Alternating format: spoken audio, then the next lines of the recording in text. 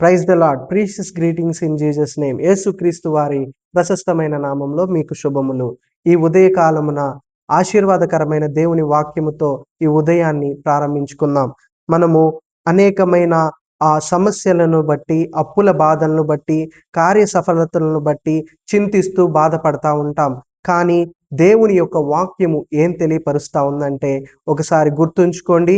నేను చదువుతా ఉన్నాను, వినండి.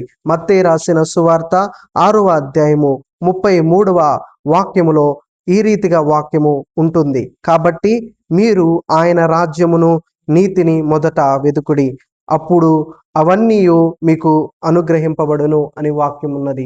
మనము వేటి గురించి చింతపడకుండా దేవుని యొక్క రాజ్యాన్ని, నీతిని మొదట మనము వెతికినట్లయితే మనం ఏమైతే బాధపడుతున్నామో, ఏ సమస్యల గురించి అయితే చింతపడుతున్నామో, ప్రభు అవన్నీ తొలగించి, ఆ సమస్యలు తొలగించి విజయాలని దయచేస్తా ఉంటాడు.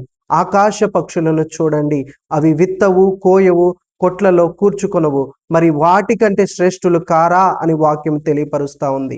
మనము దేని గురించి దిగులు పడకుండా దేవుని యొక్క ఆజ్ఞలను పాటిస్తూ ఈ యొక్క ఉదయకాలాన్ని ఆయన యొక్క సన్నిధానములో గడిపి మన రోజుని ప్రారంభించుకుందాం. ఆమేన్. మీ అందరికి వందనాలు.